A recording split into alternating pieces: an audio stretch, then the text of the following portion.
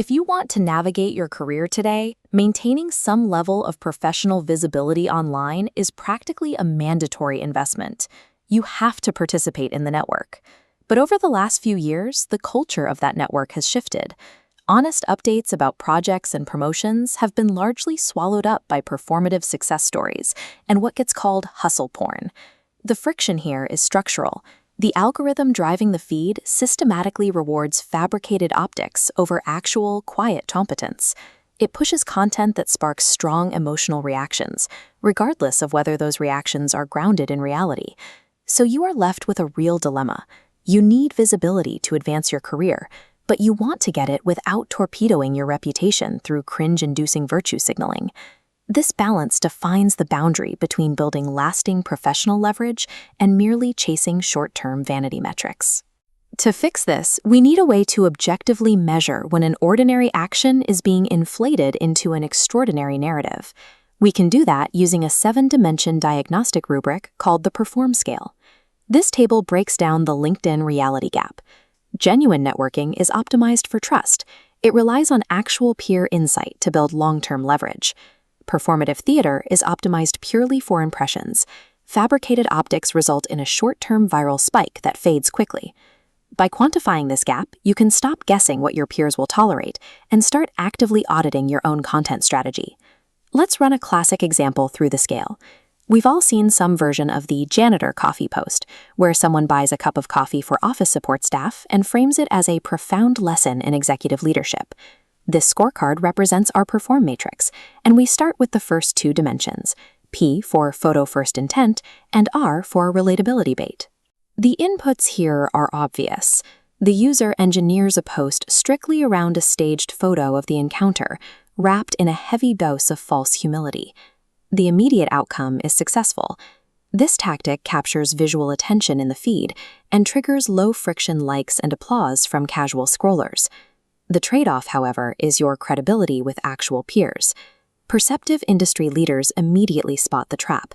They stop viewing you as a serious practitioner and start classifying you as a marketer. Next, we score the narrative dimensions, E for effort to claim gap, and F for false profundity. To score high here, the user applies heavy rhetorical inflation. They take a highly mundane event, spending $4 on a coffee, and stretch it into a 10-year philosophical manifesto on leadership. This generates a highly shareable emotional narrative arc. The algorithm heavily distributes this type of content because it keeps users reading. Warning tone. But this inflation severely dilutes the impact of your actual, complex professional achievements. You condition your audience to expect superficial platitudes, so when you have a real insight to share, they assume it's just more noise. Treating a basic human interaction as profound content forces you to prioritize a clean narrative over reality. Ultimately, you erode the exact audience trust you are trying to build.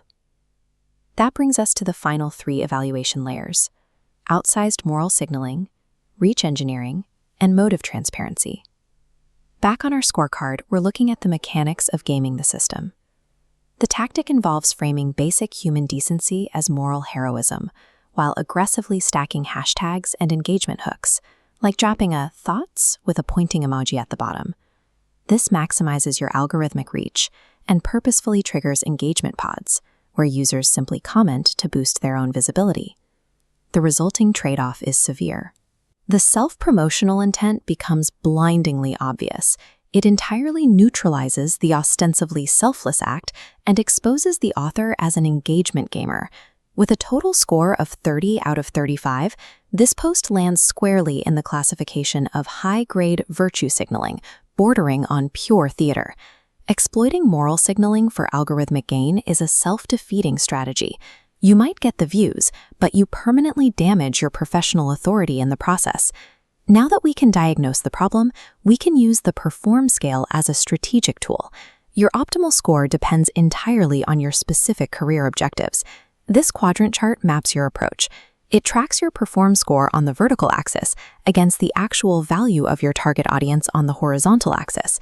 If you are a brand builder or a founder, your strategy should be to intentionally cap your content's Perform score at around 13 to 18. This keeps your posts mildly performative, but mostly honest. This results in slower, less viral account growth. You are explicitly trading vanity metrics to preserve the authority required to attract high-value clients and serious investors. If you are a job seeker, you need to use the scale to ruthlessly edit out relatability bait and false profundity. You are targeting a strict, genuine score of 7 to 12.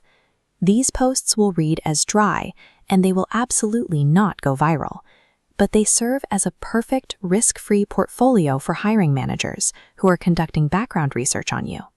Finally, if you are simply a consumer scrolling the feed, you can apply a score of 25 or higher as a hard filter. Use it as a clear signal to immediately unfollow or mute those connections. You will see a drastic reduction in your daily feed volume. That is the necessary trade-off to eliminate the daily tax this kind of content levies on your attention. Understanding and applying this metric gives you control over your feed. You stop being a passive consumer of the algorithm and become an active curator of a high-utility professional ecosystem.